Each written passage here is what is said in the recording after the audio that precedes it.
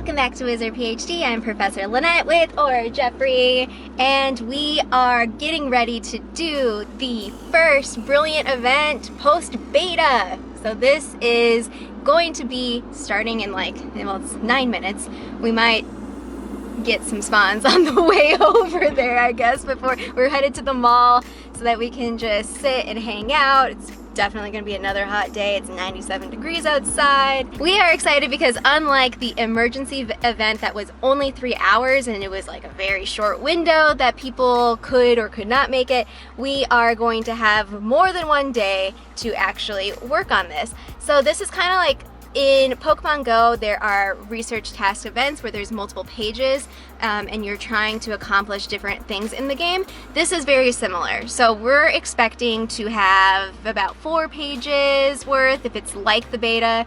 And we'll see what the specific tasks are, but there was advice from beta players about making sure that you activate port keys during the event and to try to collect the special 7K Brilliant port key portmanteaus. So I think what we're gonna do, our first step, once we get to our spot and we're ready to save Buckbeak, we have to help Hagrid. It's another Fantastic Flora and Fauna event, which is why I've been heavily looking at what the beta players experienced because that was the title of their event. So what we're gonna do is we're going to get to our spot once we're set up and we're gonna just grind. We have some Barufios that we're gonna get going to help us with the double XP for all of these new foundable traces that we're going to encounter.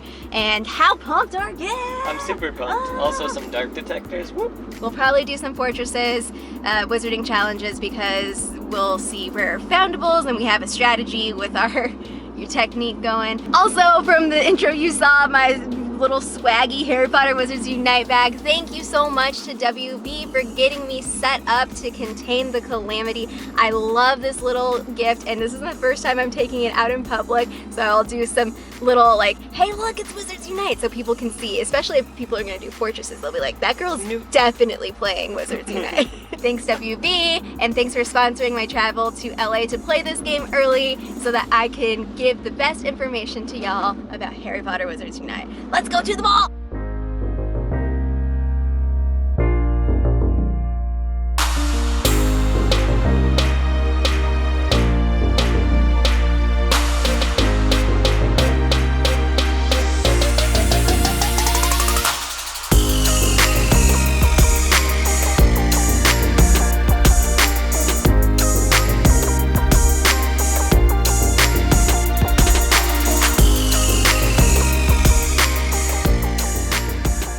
Okay, I'm back home and I am tired. We played for about 4 hours. So what I'm gonna do is tell you how to get 15 green books from this event. That means filling up the entire pages.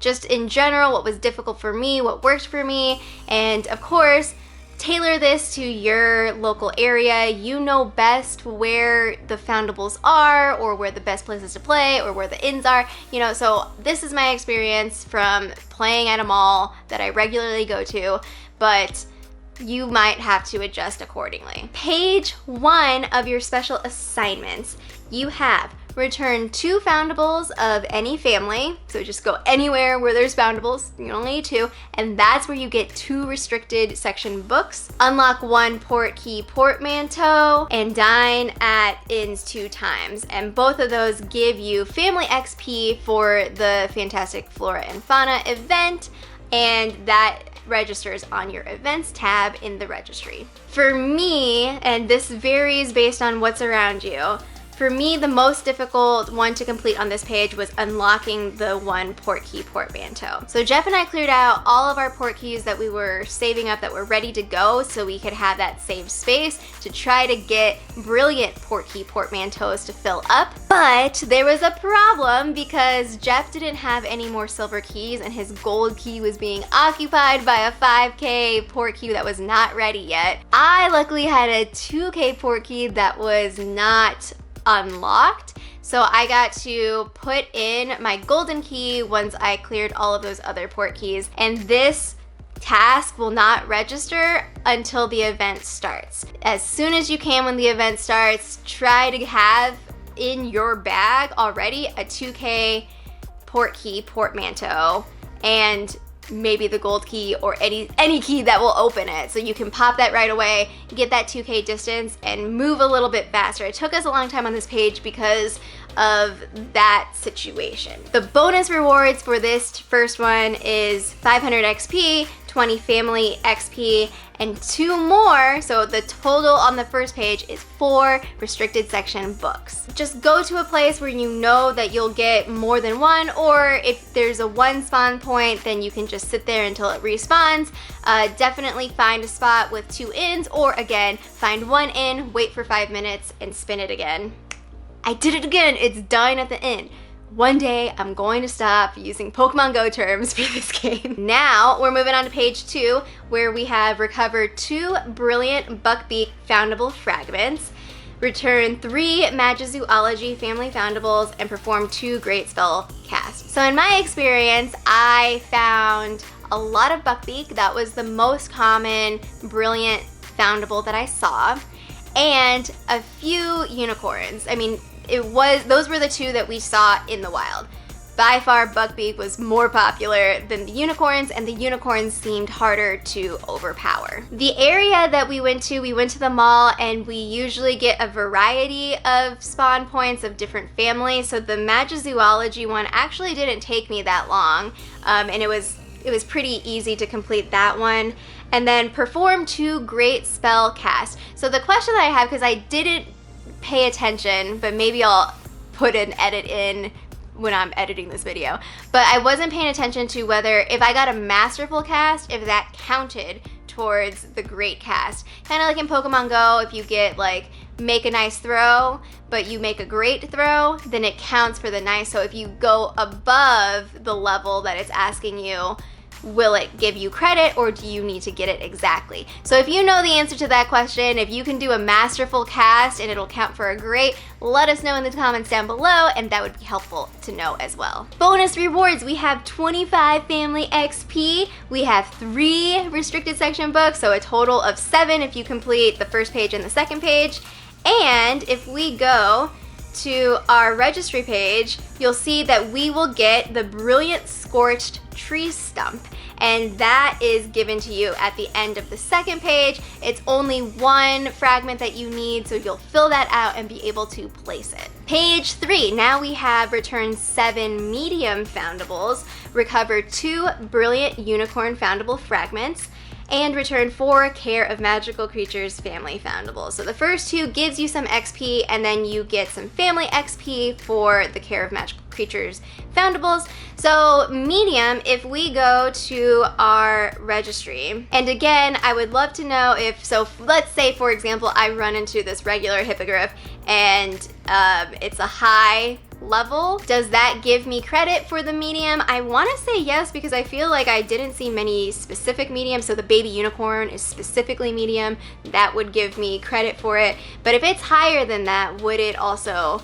give me credit for that assignment? So you want to go based off of the sticker level, and that tells you what the level is: medium, high, low, emergency, severe. Recovered 2 brilliant unicorn fragments.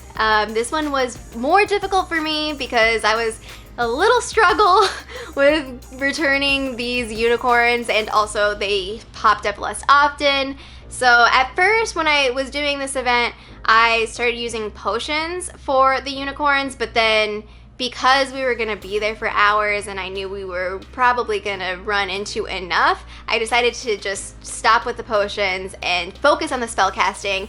And I noticed that the better spells I was casting, like masterful or great, mostly masterful though, the longer it would stay and the less likely it would be to run. Try to really hone on the spell casting, especially if you're focusing on a unicorn, because they are difficult to catch. And the last one is 4 Care of Magical Creatures family foundables. So quick tip, if you need this one, try to go to a nest area that you know exists. So if it's a flagged area, or you might try a park, we'll see if that theory is actually relevant, if there are more Care of Magical Creatures in parks. But if you know of an area that has more Care of Magical Creatures, that'll help you take care of that one easily. For bonus rewards, you get plus 25 family XP, you get 3 restricted section books, which gives you a total of 10 if you finish all 3 of the first pages, and 2 potent stimulo potions. And finally, page 4, which should give you the best rewards, is really difficult. You have unlock 5 portkey portmanteaus. So this is any portkey portmanteau. So even though at the moment you can get 2K, 5K, 7K, or 10K, but you can only get brilliant fragments from the 7K, it's okay if you end up getting other portkeys, but I would hold off until you're close to finishing 3, or maybe towards the latter half of the week to start doing the unlocking, because you don't want to unlock all your portkeys and then have to get new ones, but you're not even on this assignment yet. So try to wait until as close as possible to page 4 to mass unlock the portkeys. Unless you have 7K portkeys and you want to be unlocking those immediately, it's gonna take you a little bit to walk the 7K, but that is where you get a chance to see those rarer brilliant foundables, or those fragments that you might collect from the portkey. It seems that the portkeys are locked in and the same for everyone when they're on the map. This is especially useful if you're playing in a group of multiple people, so you can rotate around of who is doing the portkey check. One person collects the portkey, sees what the kilometer distance is, and will let everyone know this is a brilliant portkey, this is a 2K, 5K, 10K, pick it up, don't pick it up. You want to be able to have as many spots as possible for those brilliant portkeys so that you can try to get those rare fragments. So on this last page, I mean, it depends on how the portkey collection goes during your event, but it would be most beneficial if you had 5 2Ks, because we don't want to run out of time, or you could just spend a lot of your time walking. The hardest part about this event is collecting silver keys. If you are at a higher level, you're going to level up slower and not get those silver key rewards that often, but I have gotten silver keys in other situations as rewards for wizarding challenges and occasionally from foundable encounters.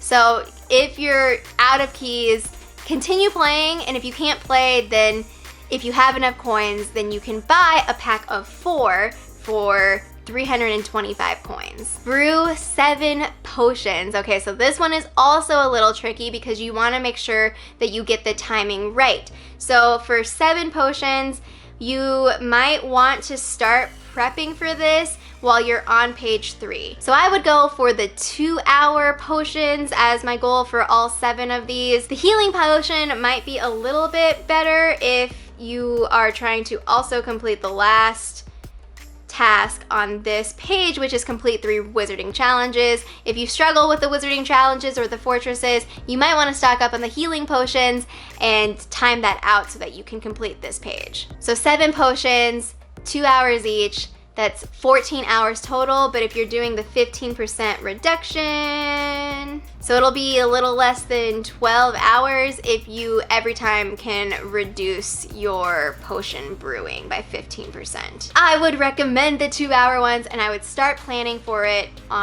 when you're on your 3rd page. Start focusing on what ingredients do you need. If you're going for the Stimula potion, you want to get some Bitterroot, Brim's Blood, Snowdrops, and Granian Hair.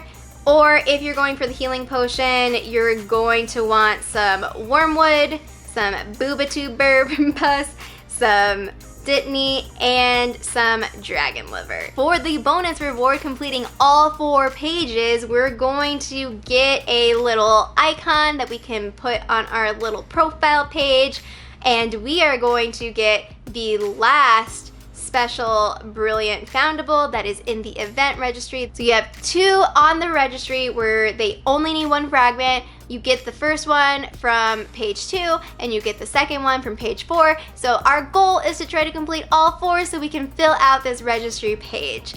Unfortunately, I've heard reports that you cannot prestige this page, but maybe in the future that will be an option. And also I heard that you can't take AR photos once you place the sticker, so if you plan on doing any AR photography with this event, do it when you have the encounter. All right, last things to talk about. Jeff and I did some wizarding challenges because we knew that there would be brilliant foundable fragments from rewards. We had a slight hiccup. So our very first runestone that we used, we ranked up, got a runestone, decided to do a fortress. We did a level 5 chamber, and we got a fragment of a brilliant young acromantula, which was super exciting because it was the first one we used, and then we got something. Then we didn't because it's only a chance. It's not a guarantee, so keep that in mind, but keep trying to rank up to collect those runestones so you can go back in the challenges. Then one of the wizarding challenges that we did, I had a server misconnection and it kicked me out. So I lost my runestone for that. It charged me the runestone, it did not give it back to me even though, because I actually got into the chamber and then it kicked me out. So it registered as I'm gonna cost the runestone, but then when I got kicked out, I couldn't get back in.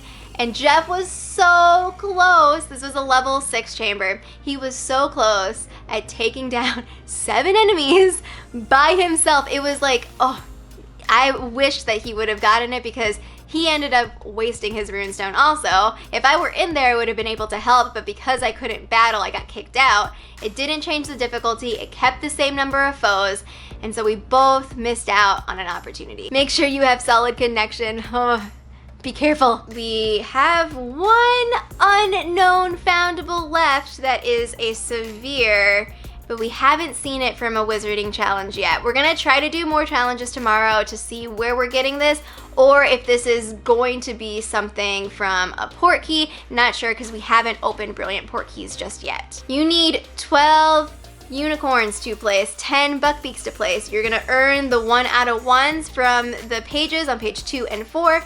The young acromantula, you need 3, and this mystery one, you also need 3 fragments. July 10th at 11 a.m. Pacific time, GMT -7.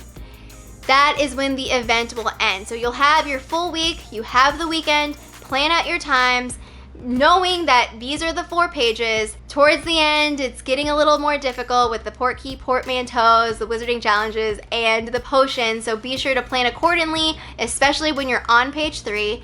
If you can get through the first 2 pages really fast, that might give you some more time in case something doesn't go the way that it's planned when you're actually playing, and you can adjust accordingly. When you're starting the event, be sure to activate a port key portmanteau, preferably a 2K, so you can get through that real fast and get through that first page. Go to spots where you know there's a nest or inns or anything that can help you achieve the goals that you set for the day. Make sure you have a solid connection when you're using the brilliant runestone so you don't miss out like me, and be sure to do port key checks to try to get as many brilliant port key portmanteaus as possible so that you have a chance to unlock those rare brilliant foundables. Those are the tips that I have based on my first day playing in this Fantastic Flora and Fauna event. If you had a different experience, I would love to hear it in the comments down below, and I'm sure other players would love to hear your experience as well, especially if you have different tips or strategies for any of the things I talked about in this video. Be sure to follow me on social media. Maybe you'll see some of the live updates that I'm doing while playing, and until next time, Juan's ready.